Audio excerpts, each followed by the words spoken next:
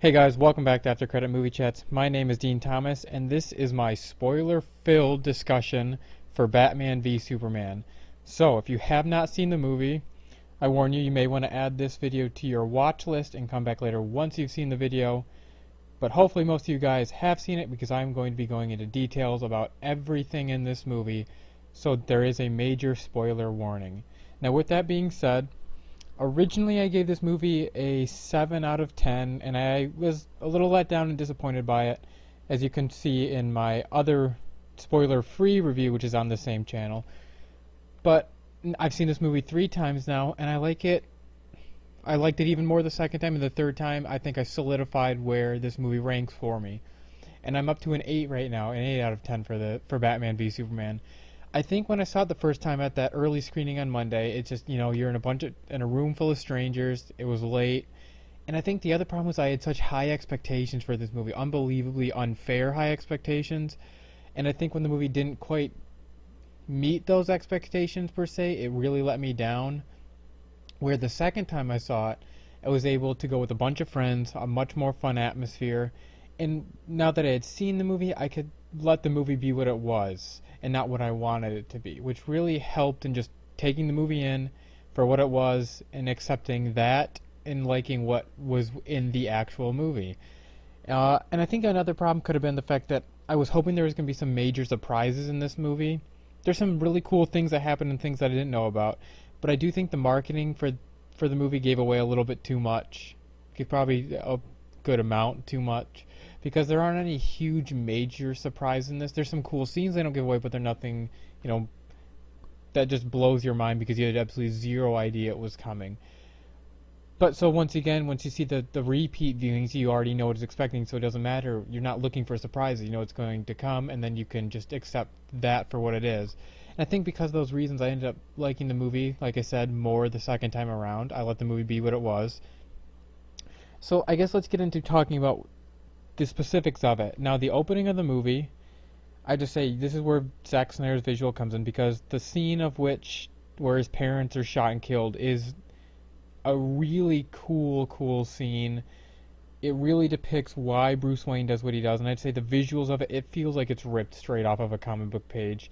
I mean, the way he uses the gun and the necklace that Martha Wayne wears, it all just looks so incredible, and it really works for a scene, because I know we've gotten the Bruce Wayne parents getting killed scene so often, but I don't know, to me it adds a very heavy emotional weight to see it again in the movie where we're going to see Batman, and I think it really paid off in this one as well. Now, the movie also starts off with a dream sequence because Bruce Wayne is lifted into the light by these bats, which is a dream sequence, which is really weird the first time you see it. Like, what is going on? Trying to find out it's a dream. And I'll get into the dream sequences a little bit later, but I think the big problem is I had the first bit of the movie, the scene with Bruce Wayne in Metropolis during the General Zod Superman fight, is a really great scene. It's just sometimes throughout the very first scene with the parents' death and Bruce Wayne falling into the Batcave, then into Metropolis, then into Africa, then into Lex Luthor's thing, it's all very choppy. It's a very messy, edited movie at times, and I'm hoping that when the R-rated Ultimate Edition cut comes out on Blu-ray, it goes smoothly, because maybe they had to cut things out to get this 2.5 hour runtime, and that way it'll maybe blend together smoothly, because once the movie gets into it a little bit farther, it becomes better as far as the editing goes from scene to scene. So I guess I would say our introduction to this Batman, I really like that opening scene, especially how because he rescues those girls who are in kind of like this sex slavery sort of thing. And I just love that they don't want to come out of the cage because Batman terrifies them. And I love the fact that Batman is this demonic, evil presence, because that's what he should be. His fear has always been the big thing with Batman. His whole point was to create this image to make criminals fear him, so they would deter him. He wouldn't necessarily have to use force. It was just the idea that there was this bat creature running around Gotham that would deter criminals. So I really, really like that. Now, jumping back a little bit, back to that scene in Africa, or Nairobi, or whatever it is. Now, I'm not the biggest fan of that because it's just a weird scene. I know it plays a bigger role in what it goes in, but it just seems very forced, and like I said, you just jump right into it, and it's a very weirdly cutted together scene, edited together scene, and I don't know, just not the biggest fan of it. And I think the first 45 minutes to an hour of this movie is okay, but that's probably the weakest part of the movie to me. Also because I really like the fact that with Man of Steel, and they were playing off Man of Steel with these themes of, is he a god? How are people going to treat Superman?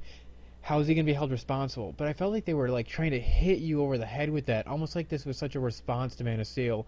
And Batman v Superman felt like they were trying to like get at the critics who complained about the destruction of Man of Steel in this in a good way.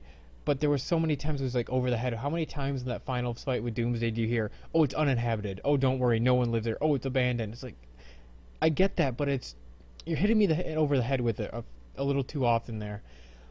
So that was a little upsetting, but we can get past that. Moving on to now, we meet Lex Luthor. I have to say, Lex Luthor is going to be that divisive character that I think a lot of people will like and a lot of people won't, because he's so eccentric, he's so crazy, and he isn't quite the Lex Luthor that we've all mostly known, that wealthy, powerful businessman. This is just a young, sporadic, psychotic kid, but I liked it, and I like the way that Jesse Eisenberg played him, because he is off-putting, he's weird, he's awkward, and I think the beginning of the movie he's much more awkward because he's always in the public light, but once you get behind the scenes you start to see how evil and kind of just really psychotic this guy is. Which I have to say, my favorite scene with Jesse Eisenberg's Lex Luthor is that scene where he kidnaps Lois Lane, takes her up on that thing, and then Superman shows up. It's just the way he talks to him. And I think it's also the way when Superman is like, like, what have you done or whatever, and Lex Luthor, it's like the way the music plays, and he's, you're going to fight him to the death, black and blue, God versus man. He goes on to that. I love the way that scene plays out, and I love the way Henry Cavill plays as Superman, because in that he shows anger so well on his face and everything, and just that when he just erupts and is about to blow Lex Luthor away with his laser vision, like, where is she? And Henry Cavill, I really do like this version of Superman that he's taken on, because there's some disappointment in mankind with him, especially when he flows up to Lois Lane before he goes to fight Batman. Nobody in this world stays good anymore, or something along those lines.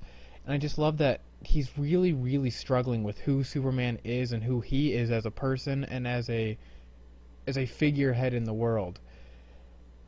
And since we're right there, I guess we might as well jump in. I like the way, also, the fact that it wasn't just Batman versus Superman, them fighting each other because they didn't like each other. It was that Lex Luthor manipulated Batman into hating Superman even more and tipping him over the edge, and Lex Luthor's making Superman fight Batman because Batman stole kryptonite from him, and Lex Luthor needs Batman gone, and he can't stop him on his own, so he's going to go, oh, I can use Superman to do that. And so I like that angle, and as much as I love Batman, I kind of like that they played him as the villain, as the guy that doesn't quite understand what's going on. His anger's gotten in the way of him seeing clearly. And then that fight scene, I just love the way Batman plays it. He's just so...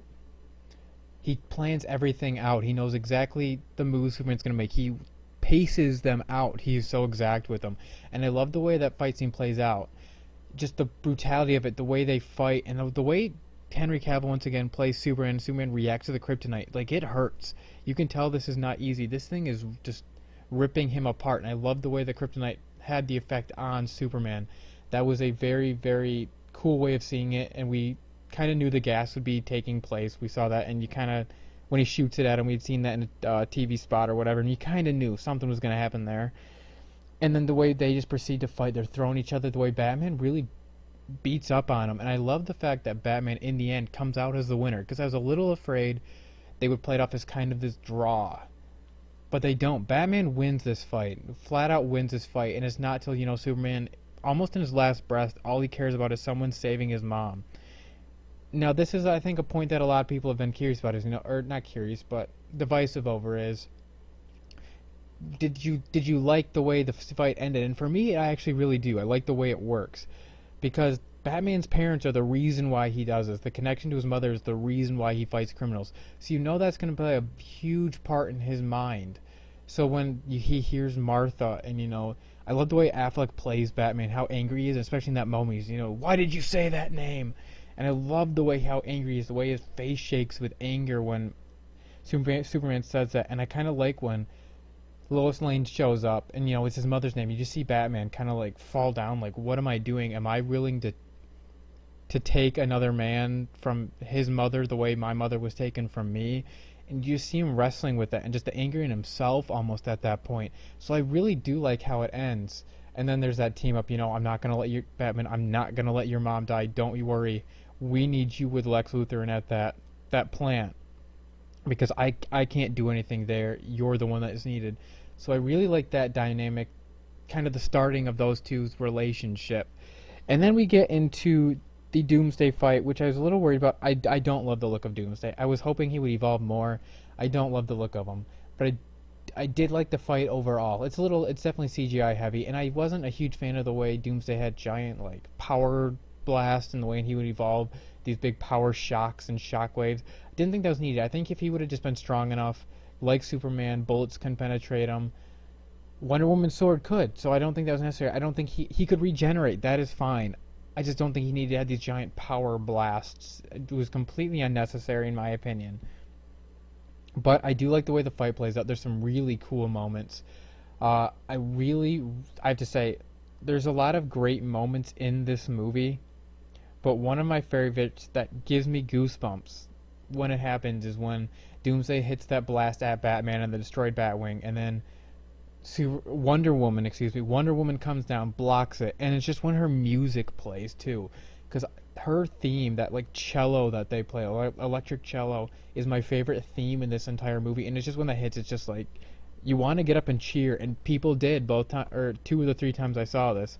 So that is one of my favorite moments, and then they proceed the way they do some of this, especially when Wonder Woman's fighting Doomsday and Superman comes down from being nuked. He just comes out of the sky and just wrecks Doomsday into that like plant, and then explosions ensue as they always do as in a Zack Snyder movie. And then I also like the way they use Batman in this, because overall he think he's mismatched, but he's the guy that I have to bring it back to the city where that spear is. Batman knows he's planning this out. He's able to use himself as a distraction to let the other heroes catch a breath or get themselves back up on their feet. And then obviously he's the one that uses the gas at the end to knock Doomsday out of it a little bit so Wonder Woman can beat up on him a little bit, and then finally when Superman comes in. And I guess we got to talk about that as well. The fact that they killed Superman in this movie. Now, the end of the movie does leave it up, that dirt rises, so he's coming back. But it will be interesting to see in Justice League if he's just back, or they go into how he came back, because in the Doomsday comic, we know Superman kind of goes in this comatose state, and then he finally wakes up because his body has to heal. That's probably what they're going to do here. But this movie took a lot of risks all over the place. It took risks. And that was one of them. It hit on some of them, it missed on others. But the fact that they were willing to kill Superman was pretty dark. And this is a dark, intense movie. I can see why this is going to get an R-rated cut, because there is some brutal, intense violence in this movie. But the fact that they killed Superman, I have to applaud them for going there and sticking with it. Now, obviously, they bring him back sort of at the end, but they didn't bring him back in the movie exactly. So I like the way they do that, because it's a divisive thing to kill him off. And I also think it works really well, because we get that line from Bruce Wayne at his funeral, I failed him in life. I won't fail him in death. And that's that turning point, that mentality change in Batman that, no, we have to do this. We have to fight to save the world. We are on the same team. Not just because you're all-powerful does not mean you're a bad guy. And Wonder Woman doesn't mean you're a bad person. So we have to go find Aquaman, Cyborg, Flash, because we're going to need them. Which also kind of turns into, I guess, with the Flash and all those other characters. I didn't love the way they're in the movie. I was hoping there was going to be more. I was hoping, because we got that picture of Aquaman too, that we were going to see him show up in the movie actually, not just on those feeds. Felt a little shoehorned in there, like they forced him. It still worked. They had to get it done. But the Flash overall, Flash has the biggest cameo, because in that after that apocalyptic dream sequence, which is a really cool sequence, and really depicts that idea that Superman takes over the world, and it looks like Darkseid's been there as well with those parademons and the Omega symbol. But I like the fact that Superman's taken over the world because Lois Lane died. Batman killed her. Something happened.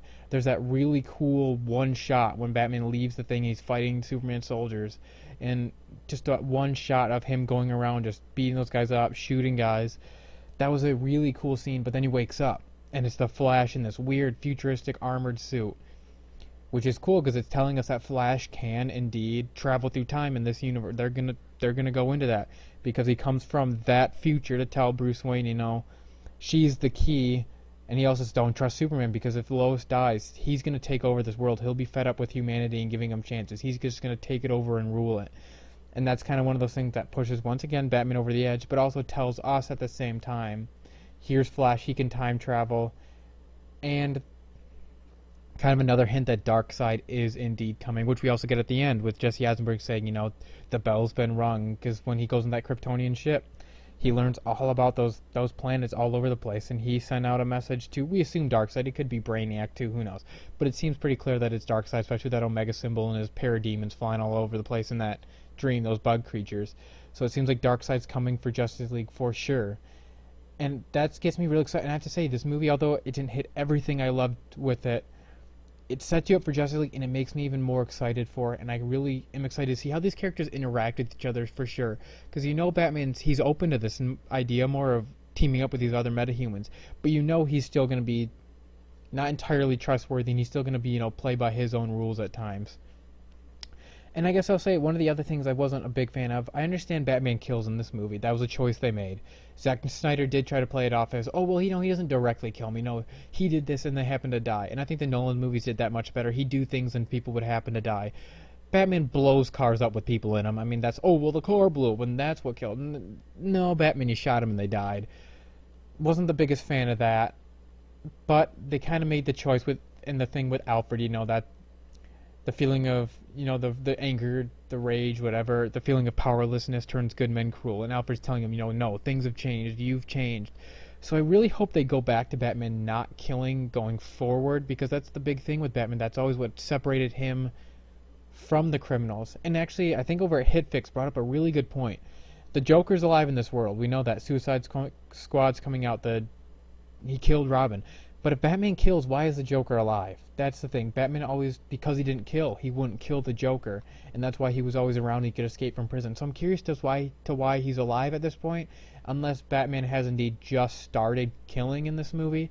And hopefully that's the case, and hopefully he goes back to not killing, because Batman's my favorite character of all time, any medium, comic books, video games, television, movies, whatever. And I don't want to see him take a drastic shift into killing all of a sudden. I'm not a fan of that, so I really hope he does go back to being the Batman we all know, that fearful, brutal, unjust kind of guy almost, but he never takes a life. And I hope they get back to that. There you go. Those are the main points that I had out. I love the way Batman uses gadgets in this movie as well. That Batmobile chase, although a little heavy on the CGI at times, the way that Batmobile rides through the streets is just something incredible to watch, and it is by far my favorite Batmobile. I love the way the Batwing, not the X-Wing Star Wars, the Batwing's design, the way it moves and maneuvers, the quietness of it, because I was not a huge fan of the Batwing in the Dark Knight Rises. Just wasn't. But I love the way this one works. I love the way Batman uses it. All of his gadgets are really cool. The way he uses gadgets in this movie has me really excited for this Batman going forward. I gotta say, this isn't my favorite movie with Batman in it. Batman Begins still takes that. Yes, not The Dark Knight, but Batman Begins. But, like I said, this Batman, though, is probably my favorite Batman as a whole. Not as a Batman movie, but a Batman character as a whole. Although he kills, which takes a notch down for him, for me. But I have to say, the way he looks, the suit, the way he moves, fights, all of that, the anger he really does feel, that's always the thing that I've loved. The fact that Batman's been so angry, I've always loved that, and the fact that he's that dark and he's this angry in this universe really gets me excited and had me excited watching the movie. There you guys have it. Those are my main points that I pulled away from Batman v Superman. There's so much to dive. There is a lot in this movie. That's why I think the multiple views also helps, because there's a lot to digest. So I really would say, for anyone out there that's only seen this movie once or plans on seeing it once, I would say go back and watch it a second time. I think you may enjoy it even more, and you'll actually catch and understand a lot more as well. If there's anything I missed and you guys want to talk about, like I said, like I always say, jump in the comments below and let's get a conversation. This is a spoiler video. You guys feel free to get into any spoilers you want in the comments. Like I said, there's so much in this movie. I'm sure I missed plenty of things that you would have loved to talk about. I didn't jump into a ton on the Wonder Woman, although I really did love her role in this and can't wait for her more. Didn't go into a ton on Superman because Batman's my guy, so I focused on him more just naturally. That's what I'm going to talk about. But that's my spoiler discussion video for Batman v Superman. I've loved talking with all my friends. There's so much to talk about. So let's just have a really fun, engaging conversation as we build up to Captain America Civil War, X-Men Apocalypse, Suicide Squad, all Black Panther's in a couple years, Doctor Strange. There's going to be a lot to be talking about going forward, especially in this DC cinematic universe. I really can't wait for this thing going forward.